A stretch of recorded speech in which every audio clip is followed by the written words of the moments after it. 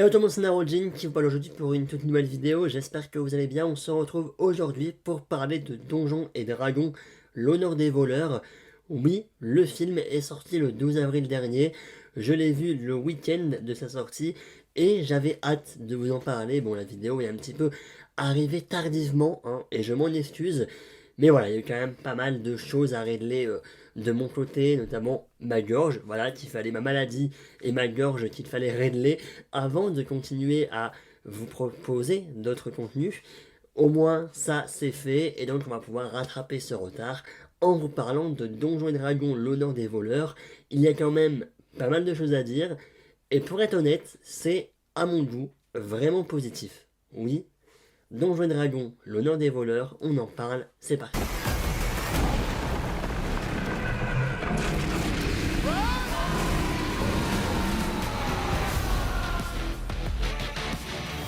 Charmant voleur et une bande d'aventuriers improbables se lancent dans une quête épique pour récupérer une relique perdue.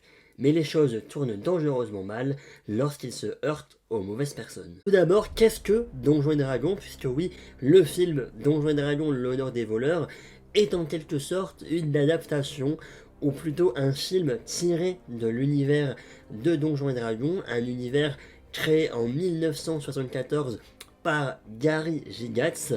Et tout simplement, Donjons et Dragons, c'est un jeu de rôle. Voilà, c'est le tout premier jeu de rôle sur table dans l'univers médiéval fantastique. Le jeu de rôle Donjons et Dragons, donc créé en 1974, est tout simplement, tout d'abord, influencé par Tolkien, donc l'auteur du Seigneur des Anneaux.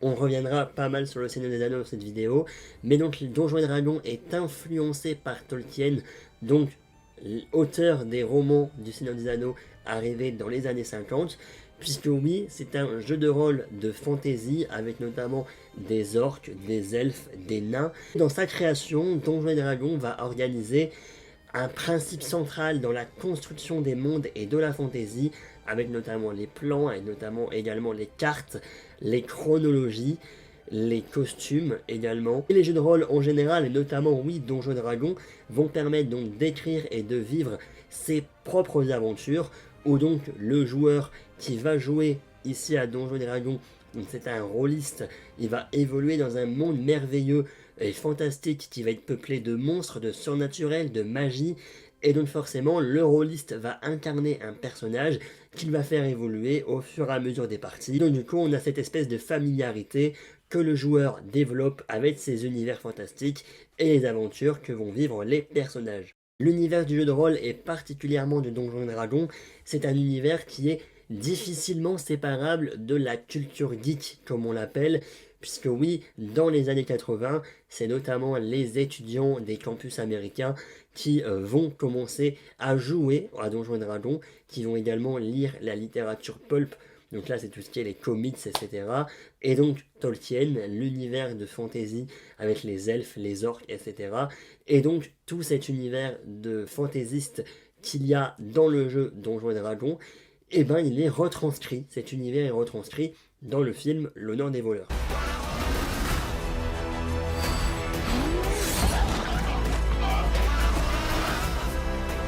I lost everything that ever mattered to me, and if we quit now, that's for nothing. Ça y est, revenons sur le film, et notamment même sur le avant-film, avec les différents trailers et cette affiche qui avait été dévoilée, et qui honnêtement ne me donnait pas particulièrement envie d'aller voir le film, et j'avais peur, honnêtement, bon alors pas quand j'y étais, parce que j'avais vu les retours positifs, mais avant de voir les retours, j'avais quand même peur, je l'avais mis en mes attentes 2023, un peu par curiosité, mais en même temps, bon, j'étais pas super hypé. Parce que je me suis dit que c'était un film qu'on pouvait facilement, au vu de l'affiche notamment, voir dans un flop de l'année 2023. Et d'ailleurs, c'était quasiment ça pour beaucoup de personnes. Pour le nanar en vue, entre guillemets, après un Thor Love and Thunder, au bout d'un moment, les nanars, on en avait marre. Et je trouve que, maintenant que j'ai vu le film, je trouve que le trailer, voilà, donne pas réellement envie. Voilà, si vous avez vu seulement le trailer, en vrai, laissez tenter le film. Voilà, laissez-vous tenter par le film. Il peut valoir le détour. Vraiment. Parce que oui, l'humour du trailer fait assez humour nanar. Et pourtant, dans l'intégralité du film, c'est vraiment cool. on va en parler. Tout d'abord, pour moi, et j'ai bien dit pour moi, Donjons Dragons, l'honneur des voleurs, c'est l'heroic fantasy du Seigneur des Anneaux mélangé avec l'humour des Gardiens de la Galaxie. Puisque oui, pour les Gardiens de la Galaxie, on est donc on est dans un groupe, voilà, avec des personnages tous attachants les uns que les autres, qui vont se balancer des petits pics par-ci par-là pendant leurs aventures, qui vont rappeler évidemment la bande de Star-Lord, de Rocket, de Rats, Groot, Gamora, bref, tous ces petits personnages attachants des Gardiens de la Galaxie, et donc oui, je trouve qu'on va retrouver cet humour dans Donjons et Dragons, et l'heroic fantasy du Seigneur des Anneaux. Oui, il y a des scènes qui, moi, m'ont fait rappeler Le Seigneur des Anneaux. Pourquoi Le Seigneur des Anneaux est pas un autre film de fantasy? Puisque, encore une fois, Donjons et Dragons, le jeu de rôle, est inspiré de Tolkien par ces mondes si vastes, etc. Les elfes, les orques, tout ça.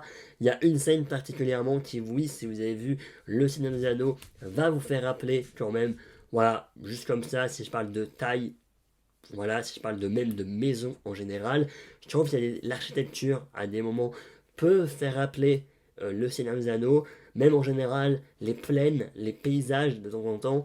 Voilà, je trouve que il y a des choses qui peuvent faire rappeler cette trilogie. Évidemment, maintenant que j'ai vu la trilogie, le Seigneur des Anneaux reste 1000 fois au-dessus quand même pour ce qu'il va donner au cinéma de fantasy. C'est un peu le premier et c'est forcément lui qui va inspirer les autres. Donc forcément, on va pas dire que c'est une qualité, on va pas dire que c'est un défaut pour dire qu'on voit le Seigneur des Anneaux dans Donjons et Dragons, l'honneur des voleurs. On peut dire que oui, Donjons et Dragons, l'honneur des voleurs va bien répercuter, va bien refléter ce côté fantaisiste. Parce que ça ressemble au Seigneur des Anneaux. Voilà, tout simplement. Le casting est pour moi très bon. On retrouve Chris Pine dans le rôle de Edin Darvis. Voilà, excusez-moi, j'ai encore mes notes ici. Voilà, donc Chris Pine qui joue Edin Darvis, qui est un petit peu le personnage forcément principal, et c'est un petit peu le Star-Lord pour moi du film. Un personnage qui est davantage là, comme il le dit lui-même, pour les plans, pour essayer de créer des plans A, des plans B, tout ça. C'est un voleur, c'est un ménestrel, bon ça c'est un rôle dans les jeux de rôle de Donjons et Dragons. Voilà, c'est le personnage principal, il fait les vannes, il est cool, en vrai, j'ai beaucoup aimé ce personnage. Nous avons également Michelle Rodriguez qui va jouer donc le rôle de Olga. Là, on est également sur la touche, pour moi, drôle du film, et le duo avec Chris Pine est très bien, voilà, pour l'humour, est très cool, un personnage attachant, puisque les personnages, en règle générale, sauf peut-être exception, mais sont tous bien développés, voilà, ils ont tous leur partie, on va dire, très intéressante dans le film, qui dure pourtant 2 heures et des cacahuètes, 2h14 précisément, et je trouve que tous les personnages sont plutôt bien développés, sont même du coup attachants, et ce qui rend, encore une fois, ce groupe d'aventuriers, on va dire, qui vont aller chercher cette relique, ce qui rend ce groupe vraiment attachant, comme pour moi ça l'a été pour les Gardiens de la Galaxie il y a quelques années. Même si les Gardiens de la Galaxie restent oui, bien meilleurs. Nous avons également Roger Jean Page qui, oui, joue le rôle d'un paladin. Voilà, Roger Jean Page vu dans Bridgerton, voilà, le beau gosse des Bridgerton, comme tout le monde l'appelle. Là, encore une fois, il est badass, il est présent, il est charismatique, et ça fait plaisir de le voir dans un autre rôle, voilà, ne pas le voir rester enfermé. Après, on dit ça, mais encore une fois, là, je viens de vous dire Roger Jean Page, Bridgerton, mais généralement, oui, les acteurs vont être, on va dire, renfermés dans un rôle, voilà, malheureusement, comme, bon, David Radcliffe pour Harry Potter, Robert Downey Jr., pardon, pour Iron Man, Chris Evans pour Captain America. Bon, en général, pour les grosses licences comme ça, c'est vrai que les acteurs vont être renfermés dans un seul rôle, et donc là, Roger Jean Page a souhaité partir des Bridgerton pour essayer autre chose, et pour pas qu'on le voit que comme le BG de Bridgerton saison 1. Et donc là, ça fait plaisir de le voir dans autre chose, dans un paladin, donc en tant que paladin dans Donjons et Dragons, l'honneur des voleurs. Et donc là, oui, encore une fois, il est du sien au niveau de l'humour, on sent qu'il s'éclate dans le film, il y a des quiproquos en rapport avec ce personnage, et voilà, franchement, il est cool, il est charismatique, il y a des beaux combats avec, franchement, on valide. Nous avons Justice Smith. Alors, notre cher Justice Smith, il joue Simon Omar, un sorcier. Nous l'avons vu, moi personnellement, je l'ai vu dans Detective Pikachu, un film que j'avais bien aimé, honnêtement. C'est vrai que c'est un film qui est, je sais pas s'il est assez critiqué, mais je trouve que pour ce qu'il a essayé de faire, il était vraiment très bon. Je l'avais vu à l'époque au cinéma et j'avais passé vraiment un bon moment. Et même voir des Pokémon en live action ne m'avait pas vraiment dérangé. Mais là, pour le coup, donc Justice Smith, toujours de l'humour, voilà, évidemment. Et au niveau de son développement du personnage également, le fait que au départ, ce fameux casque, bon sans vous spoiler, mais il y a un casque, un objet, un casque qui n'a pas envie de rentrer en cohésion avec le personnage donc de Simon. Voilà, c'est par rapport à son passé de sorcier, tout ça, parce que lui, il trouve que il est pas fait, c'est pas qu'il est pas fait pour être sorcier, mais il a pas waouh, il n'a pas l'expérience pour être vraiment un bon sorcier au niveau des pouvoirs, etc. qu'il utilise. Et donc voilà, on a un petit peu son cap, voilà, son évolution au fur et à mesure du film, d'expérience, tout ça, et ça fait plaisir. On a également Sophia Lillis, donc qui elle joue le rôle de Doric. C'est un personnage qui là pour le coup n'a pas été à mon goût suffisamment développé, mais c'est peut-être le personnage que j'ai peut-être le plus apprécié pour son pouvoir, le fait de pouvoir se métamorphoser, tout ça. Il y a une scène particulièrement, on va y revenir par rapport à la mise en scène, mais une scène en plan séquence où donc le personnage de Doric va se transformer d'animal en animal, voilà, plein d'animaux différents. Et c'était vraiment une scène où j'étais waouh, vraiment, ça m'a épaté. Voilà, pour un film comme ça que j'aurais cru le voir en flop en décembre, et ben ça m'a épaté de voir ce genre de scène, vraiment. Nous avons également Young Rents qui est là, oui, le grand et fameux Young Rents, star des comédies romantiques. Il est là donc pour jouer le rôle de Forge Fitzwilliam. Je vais pas trop vous en dire sur son personnage, mais honnêtement, il est assez détestable. Voilà, il est assez détestable, mais justement, ça prouve que le personnage joue bien le rôle, finalement. Et enfin, bon, on a Chloé Coleman, donc, qui là joue Kira Darvis, pour le coup, donc elle a 14 ans, et c'est l'un quand même de ses premiers rôles. Elle a joué notamment, oui, dans 65, la Terre d'avant, qui apparemment n'est pas bon du tout. Voilà, je le verrai à l'occasion quand même. C'est vraiment son premier rôle, c'est l'un de ses premiers rôles, après avoir joué avec Adam Driver, joué avec Chris Pine, ou encore, bon, Roger Jean Page, voilà. Mais ouais, en général, jouer avec des gros acteurs comme ça, oui, ça fait plaisir. Franchement, ça fait plaisir pour sa carrière. Ça veut dire que les gens lui font confiance et c'est cool. Et on a également Daisy Head, donc qui elle joue la méchante magicienne Sophina. Voilà, la méchante, c'est pour moi un mouet. Voilà, c'est pas ça qui va le plus, c'est pas ça dont je vais le plus me rappeler du film finalement. La méchante, bon, c'est vraiment une méchante un peu Osef, à mon goût, un peu la plupart des méchants du MCU qui sont développés à peu près par-ci par-là. Mais voilà, ouais. Franchement, c'est pas non plus, ouais, non, c'est pas la méchante le gros point positif du film pour moi. Le casting et les personnages, c'est fait. Parlons maintenant de la musique, et j'ai été agréablement surpris du fait de ne pas entendre vraiment des grosses musiques populaires. Même en général, j'ai pas de souvenir d'avoir entendu une musique populaire tout court en fait. Mais voilà, vraiment, par exemple, reprenons l'exemple du film Mario. Voilà, qui mélange musique de jeu remixée et des musiques populaires comme I Need a Hero, comme Take On Me, voilà, vraiment des grosses musiques et dont je trouvais personnellement, bon, I Need a Hero, franchement ça allait, Take On Me, par exemple, dans le film Mario, est arrivé tellement d'un coup, comme ça, je ne m'y attendais tellement pas, que le contraste entre le film Mario et des musiques populaires que tu peux entendre à la radio, ça m'a un peu, voilà, j'étais un peu réticent. Là, pour le coup, Donjons et Dragons, on n'a pas tout ça. Les musiques, c'est vraiment des musiques de Heroic Fantasy. Des musiques d'Ilbard, bon, je sais pas si ça se dit, mais je me comprends, un peu style médiéval, style fantasy. On a également donc Chris Pine avec son ukulélé qui va chantonner un petit peu, voilà, qui va faire des petites chansons par-ci par-là pendant son road trip en cheval pendant l'aventure, quoi, pendant le film. Et donc j'ai trouvé ça bien de rester dans cette immersion de musique d'Heroic Fantasy et ne pas non plus s'échapper dans un excès de musique populaire, de voir par exemple encore une fois un I Need a Hero quand Roger Jean Page fait son meilleur combat machin. Et non, on est soit dans des musiques épiques, bon, quand il y a des duels, des combats, tout ça, c'est très cool, soit des musiques un petit peu plus douces de fantasy, quand par exemple, voilà, les personnages sont sur leurs chevaux et qui se baladent pour aller à un endroit à un autre, les petites plaines par-ci par-là, et donc là on a des petites musiques qui, si j'ai le droit de le dire, on va m'insulter, qui peuvent ressembler un petit peu, oui, à des musiques un peu plus douces qu'on a pu avoir dans Le Seigneur des Anneaux. Oui. Bon, évidemment, le thème du Seigneur des Anneaux restera iconique et ne pourra pas être dépassé par les musiques de Donjons et Dragons. Mais voilà, j'ai eu un peu cette sensation de retourner à la maison, entre guillemets, par rapport au Seigneur des Anneaux, dans une certaine mesure. Voilà, ne me dites pas ce que j'ai pas dit non plus que c'était le Seigneur des Anneaux 4. Voilà, absolument pas. Mais pour moi, il y a pour moi quand même des petits points communs, rien que le fait que ce soit deux films de fantasy. Oui, ça rapproche, voilà, au niveau des pouvoirs, des orques, et donc cette musique qui est là pour le coup, on n'est pas dans la playlist populaire, machin, on est vraiment sur la musique qui va continuer à rentrer dans l'immersion du film. Voilà. Bon, Mylène Farmer qui fait la BO du film, ça oui, c'est pour le générique de fin, donc on ne le compte pas. Mais voilà, entre Rihanna pour Black Panther, Wakanda Forever, The Weeknd pour Avatar 2, ou encore Mylène Farmer pour Donjons et Dragons, oui, voilà, les stars font des petites chansons par-ci par-là. Écoutez, il dit Gaga évidemment pour Top Gun, hein, et RRR. Natu, natu, natu, nanana, natu, natu, natu. C'est tout pour moi, il est actuellement... Non, je vais pas vous dire l'heure, vous allez... ouais, bon, il est 1h40 du matin. Ouais.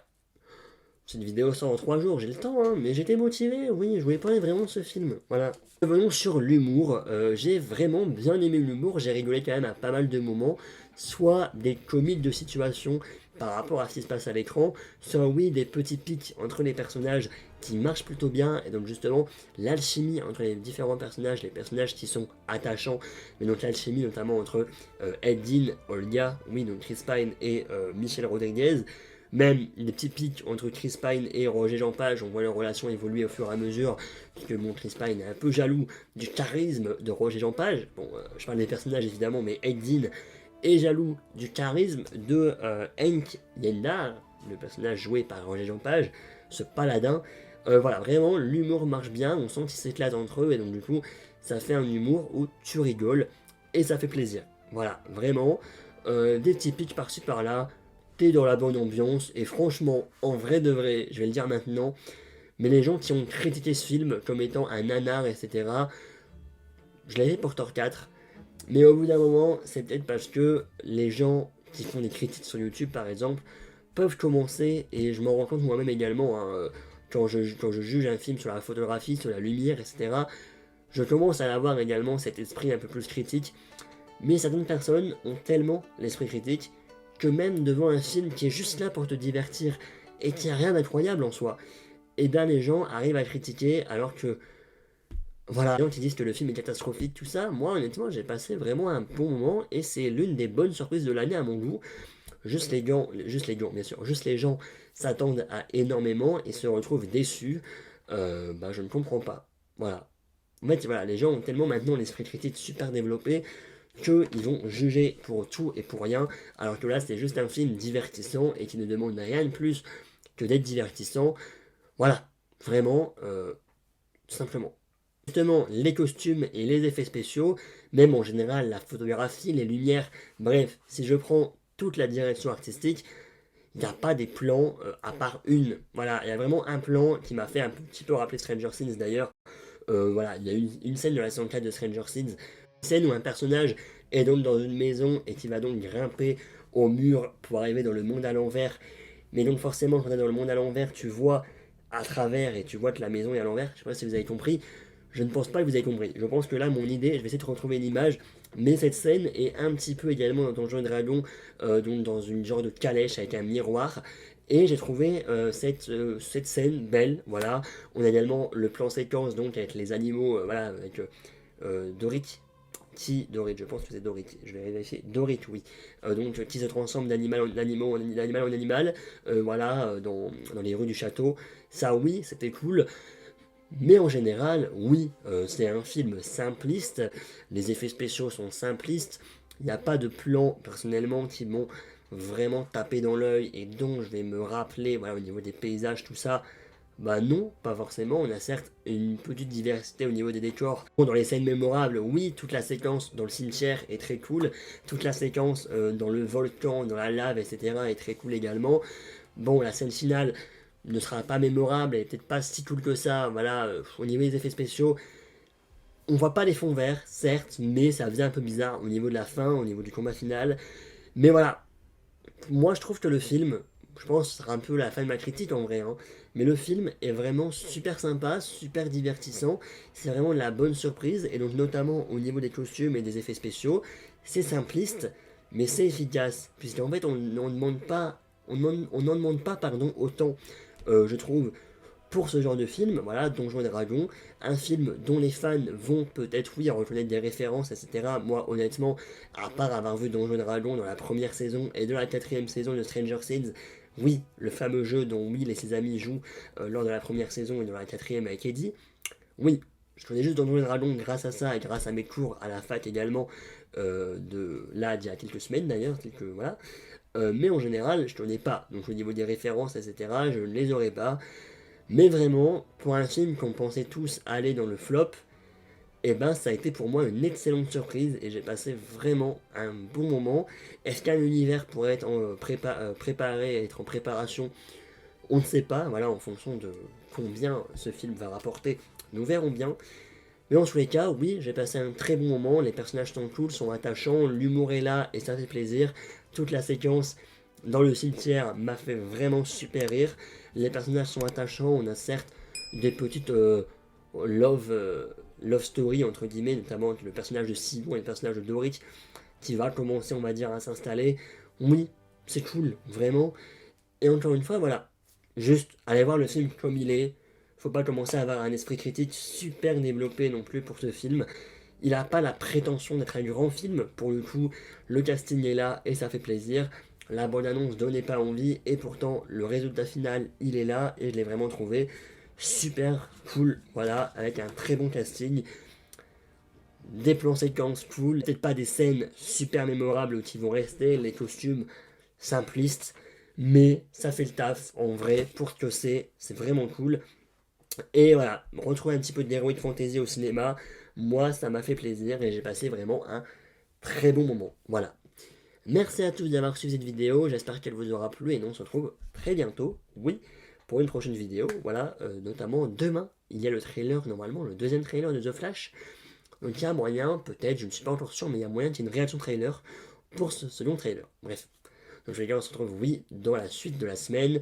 Cette semaine, il y a également les sorties ciné du mois qui vont arriver, du mois de mai, du coup, qui vont arriver. Et pas mal d'autres choses. Voilà, il y a Peter Pan et Wendy qui arrive en fin de semaine. Une petite critique salée. Là, pour le coup, c'est un film, je sens qu'il peut être dans le flop. On peut avoir la bonne surprise comme Donjon Dragon, hein, mais là, honnêtement, ouais. Merci à tous d'avoir suivi cette vidéo. J'espère qu'elle vous aura plu. Nous, on se dit à la prochaine. Salut, salut. Peace.